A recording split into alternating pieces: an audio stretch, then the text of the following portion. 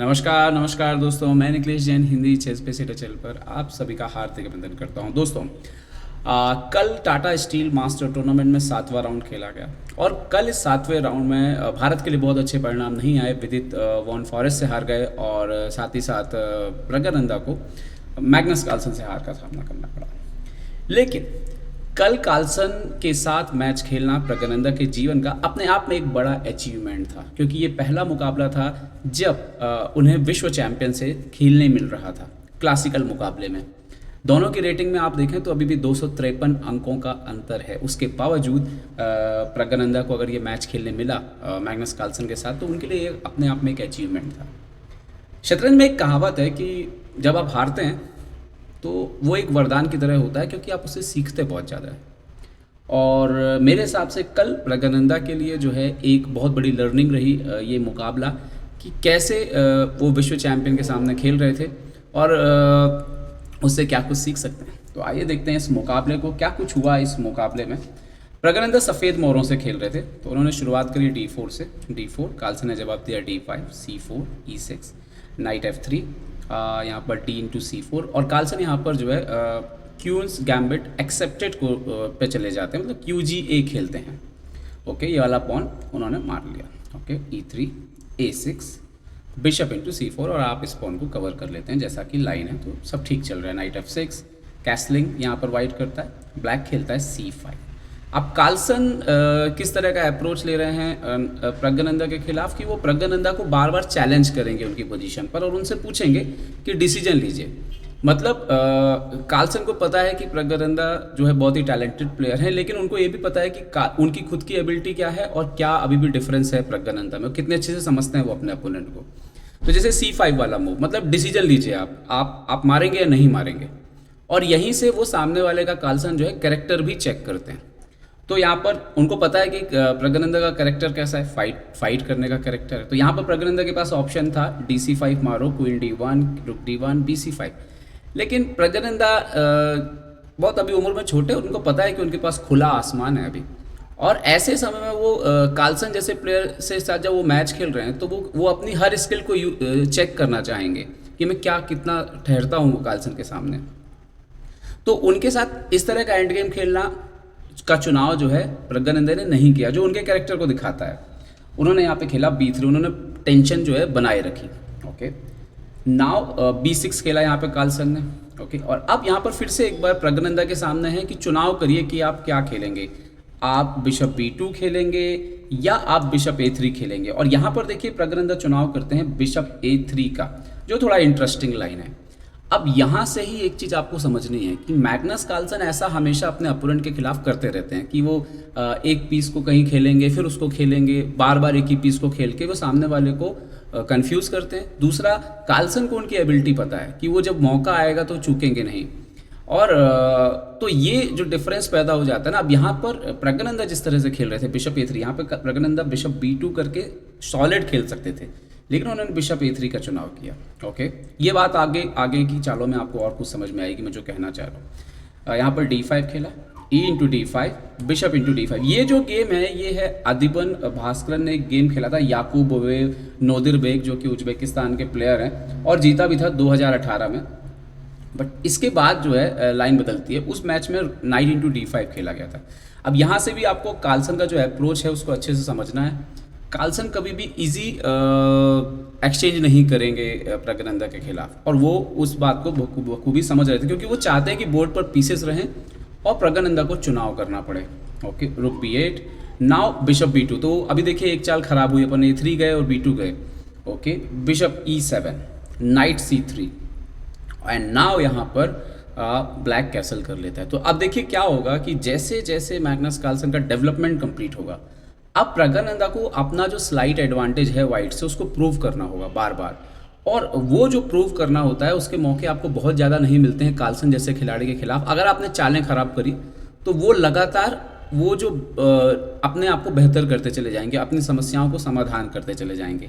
अब जैसे इस पोजीशन में अभी कार्लसन की थोड़ी सी समस्या क्या है कि जैसे बिशप बहुत अच्छी जगह पे नहीं है, ये रुक कैसे खेलेगा, ठीक है। और ये क्वीन का क्या प्लेसमेंट होगा, अब आने वाली आप जो चालें देखेंगे उसमें देखेंगे कि कैसे मैग्नस कार्लसन इससे उभरते चले जाते हैं।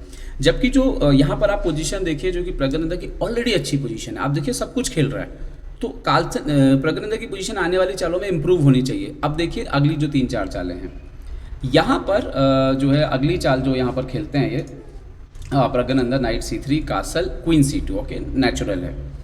एंड देन यहाँ पर मैग्नस कार्लसन जवाब देते हैं B5 और ये नॉवेल्टी भी है, मतलब इससे पहले कोई गेम हुआ ही नहीं, वैसे भी यहाँ तक भी एक ही गेम हुआ था बट इसके बाद भी कोई गेम हुआ ही नहीं है डाटाबेस में, तो बिल्कुल नई पोजीशन है यहाँ। अब यहाँ पर प्रज्ञानंदा के चुनाव का समय आता है। कार्लसन यहाँ पर प्रज्ञानंदा पहले खेलते हैं रुक FD1, ओके। अपोनेंट जो है यहाँ पर मैग्नस कार्लसन जो है यहाँ पर जवाब देते हैं क्वीन C7।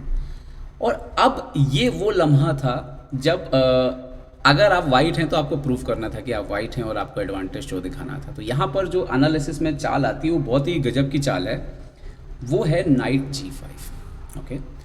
अपोनेंट H6 करेगा तो यहाँ पर मूव आएगा बिशप इंटू F7। अभी रुक इंटू F7, सो जो नेक्स्ट मूव है, मतलब ये एनालिसिस के बाद मिला ये वेरिएशन, ऐसे बोर्ड पे देखना जो है या तो कार्लसन जैसा प्लेयर देख सकता है, नाइट D5, ओके। अब ये सारा खेल पता है इस गेम में किस चीज़ का चल रहा था, जो एनालिसिस में निकल के आता है कि ये जो घोड़ा है ना, ये कार्लसन का सबसे खराब प्रज्ञानंदा का सबसे खराब पीस जैसा लग रहा है, इसको बेहतर होना चाहिए और इसके पास चांस है खुद को बेहतर करने का, मतलब इस पीस की वैल्यू बढ़ सकती है। जब भी ये घोड़ा ऊपर जाएगा, ये जो बिशप है B2 पे, इसकी भी वैल्यू बहुत बढ़ जाएगी। तो ये जो दो पीस थे इनकी वैल्यू पे ये सारा खेल जो है वो टिक गया। क्वीन C7 खेला गया, ओके। अब यहाँ पर नाइट G5 खेलते हैं A6, तो बिशप F7 रुक F7, तो नेक्स्ट मूव आता है नाइट D5। यहाँ पे नाइट इंटू D5 नहीं मारा जा सकता है क्योंकि क्वीन H7 चेक और यहाँ से हो जाएगी क्वीन H8 से मेट किंग F8 के बाद, तो आप नाइट D5 यहाँ पर जो है नहीं मार सकते, तो क्या खेलना पड़ता queen C6 and now bishop into F6 आता।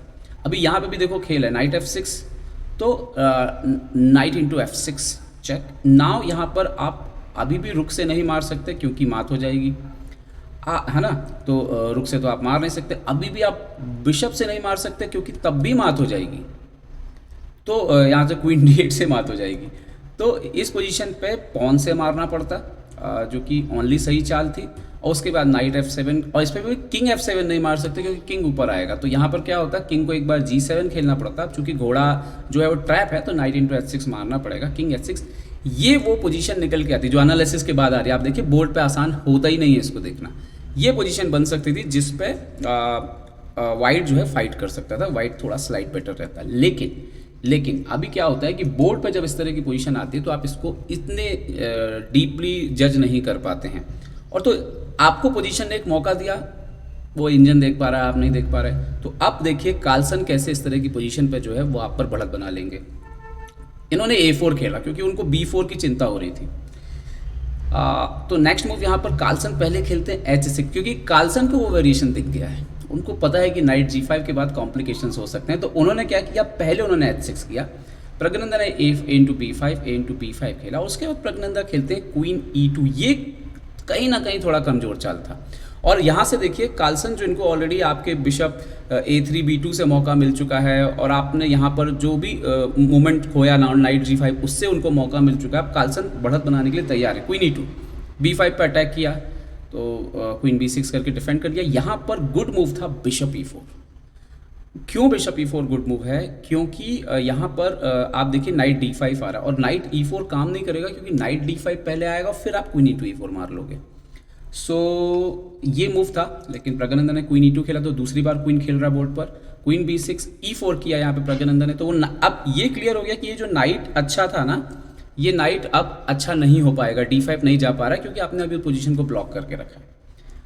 रुक E8 आए, तो अब यहाँ पे प्रज्ञानंदा फिर से क्वीन D2 खेलते हैं। अब आप देखो कि एक ही क्वीन बार बार खेले जा रहा है, तीसरी बार ये क्वीन बोर्ड पर जो है वो खेल रहा है। अब नेचुरल है कि यहाँ पे रुक रखा है तो आपने हटाया, लेकिन ये इसकी वजह से कार्लसन को मौका मिलता जा रहा है हर चाल में खुद को बेहतर करने का। अब आप वो पोजीशन देखिए जिस पे मैंने आपको कंपेयर करने बोला था, और ये देखिए ब्लैक ऑलरेडी काफ़ी बेहतर हो चुका है, जबकि व्हाइट के पास कुछ हाथ में ज़्यादा कुछ आया नहीं है इन 3-4-5 चालों में। तो यही डिफरेंस था। अब यहाँ पे प्रज्ञानंदा क्वीन F4 गए, बट अब मैग्नस कार्लसन खेलते हैं B4, नाइट जाता है A4, देखने में स्ट्रांग लगता है, बट यहाँ पे एक चाल मिस हुई प्रगनंदा से, वो चाल थी नाइट इंटू D5। अब वो नाइट रिप्लेस नहीं कर रहा है क्योंकि नाइट तो हट गया है। और यहाँ पे दिक्कत यह है कि अगर आप सोचो कि मैं नाइट B6 वगैरह खेलता हूँ तो night F4, night D7, BD7, रुक D7 और रुक इंटू E4 के बाद ये जो पोजीशन है ये ब्लैक को फेवर कर रही है। ये रुक अंदर आ रहा है और स्थिति जो है वो परेशानी वाली हो सकती है। तो रुक इंटू D5 खेला यहाँ पे, आप कार्लसन खेलते हैं क्वीन E6। अब यहाँ पर आप देखो कि E4 का पॉन मर रहा है और अगर वो पॉन मर गया तो आप पॉन डाउन हो जाएंगे और वो पॉन बच नहीं रहा। दूसरा पूरे समय एक थ्रेट आता रहेगा, अब आप देखेंगे थोड़ी देर में C4 का।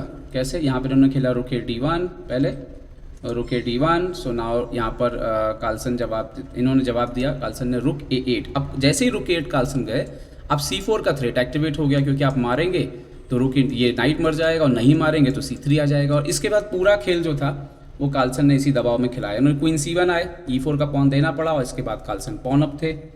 प्रगनंदा ने H3 खेला। यहाँ पर इस तरह का भी खेल सकते थे लेकिन ये माइनस ही रहता, मतलब आप D7 आप सोचेंगे कि चलो मैं रुक दे के 2 पीस ले लेता हूँ, लेकिन वो माइनस पोजीशन ही आती क्योंकि रुक और क्वीन बहुत ही ज़्यादा एक्टिवेट हैं यहाँ पर ब्लैक के। और आपका घोड़ा अभी मतलब खेल में आपके पीसेस जो है अच्छा ज़्यादा नहीं कर रहे हैं। तो यहाँ पर उन्होंने किया H3 पहले। सो नाउ रुक A7 डिफेंड कर लिया कार्लसन ने D7। तो देखिए कार्लसन कैसे करते हैं कि वो जो मौका आप चूक रहे हैं थोड़ा सा भी जहाँ पे इंटरेस्टिंग हो सकता है, कार्लसन वहाँ पे स्टॉप लगा देते हैं कि आपको वो हम नहीं करने देंगे। क्वीन D2 यहाँ पर आए। सो नाउ पहले क्वीन G6 गए, पीछे हटे, रुक की एंट्री के लिए भी जगह बनाई। इन्होंने खेला नाइट H4। प्रगनंदा आखिरी मतलब चांस ट्राई कर रहे थे, तो क्वीन E6, नाइट F5। तो आप देखिए G7 के आसपास थोड़ा सा कुछ क्रिएट करने की कोशिश यहाँ पे प्रगनंदा कर रहे थे, बट कार्लसन का क्लियर था कि कुछ हो नहीं रहा। उन्होंने C4 खेल दिया। क्वीन D4 आए। एक प्रकार से आप देखिए G7 पे सुपर अटैक है। यहाँ पर अगर बिशप G7 जैसा कुछ खेलते, bishop G7, night G7, king G7, रुक D6 देखने में बहुत इंटरेस्टिंग लग रहा है। Queen E7, queen H6, king G8, but इसके बाद कुछ हो ही नहीं रहा। अगर आप मात करने के लिए आपको मोहरे तो चाहिए ना, और अगर आप मोहरे लेकर के आते हैं यहाँ पर क्वीन से तो चेक आ ही नहीं रही थी, तो रुक D4। सो नाइट F8 के बाद कुछ नहीं होगा, नाइट G6 आ जाएगा और फिर बिशप भी खुल चुका है। सो उन्होंने खेला क्वीन D4 प्रगनंदा ने। So now night F6, Carlsen ने सब बचा लिया, जो थोड़ा भी चांस मिलता था उसको रोक ले रहे थे। Night B6। सो यहाँ पर अच्छा यहाँ पे फिर से एक बार बता दूँ कि नाइट इंटू H6 पर अगर प्रगनंदा मारे हैं G6, क्वीन F6, उसके बाद C3 आ रहा है। तो एक्चुअली में लग रहा है कि वाइट कुछ कर सकता है, लेकिन कार्लसन का डिफेंस जो है बहुत स्ट्रॉन्ग है, कुछ होने नहीं वाला वहाँ पे। सो नाइट B6 गए, बट यहाँ पे फाइनली जो है मैग्नस कार्लसन ने C3 निकाल लिया। उन्होंने बोला कि आप मार लीजिए नाइट C8 और फिर स्टाइल में ख़त्म किया यहाँ पर गेम को मैग्नस कार्लसन ने। उन्होंने मारा रुक queen into D5, queen D5, night D5, night A7 रुक दिया, लेकिन यहाँ पर CB2 के बाद आप देखिए कि बहुत ही दिक्कत है। नाइट C3 आ रहा है, रुक B1 यहाँ पर। सो रुक E2 और उसके बाद नाइट C3 जो है वो आ ही रहा था, मतलब यहाँ पर अब नाइट C3 रुकने नहीं वाला था। फॉर एग्जांपल नाइट C6 खेलते भी तो नाइट C3 आ रहा था और ये खेल जो है वो ख़त्म हो जाता है यहाँ पर। तो एक बढ़िया सी जीत यहाँ पर मैग्नस कार्लसन के लिए और एक बढ़िया सी सीख यहाँ पर प्रगनंदा के लिए कि आप विश्व चैंपियन के खिलाफ जो है मैग्नस कार्लसन को आप बहुत ज़्यादा चालें नहीं दे सकते, अतिरिक्त चालें। अगर आप उनको अतिरिक्त चालें देते जाएंगे तो वो आपसे बेहतर अपने आप को साबित कर देंगे। और दूसरा ये कि वो मोमेंटम जब आपको मिला तो वो कार्लसन के खिलाफ आप नहीं चूक सकते, क्योंकि अगर आपने क्रिटिकल मोमेंट्स कार्लसन के खिलाफ चूके तो फिर वो बेहतर होते जाते हैं। तो मैग्नस कार्लसन से इस गेम से प्रगनंदा ने काफ़ी कुछ सीखा होगा और डेफिनेटली प्रगनंदा अभी बहुत छोटे हैं, बहुत समय पड़ा है उनके पास। ये उनके कैरियर का एक बड़ा अचीवमेंट रहा कि उन्होंने विश्व चैंपियन से मुकाबला खेला। उम्मीद करता हूँ वीडियो आपको सीखने के लिए काफ़ी कुछ मिला होगा। अपना ध्यान रखिए, सुरक्षित रहिए। जय हिंद।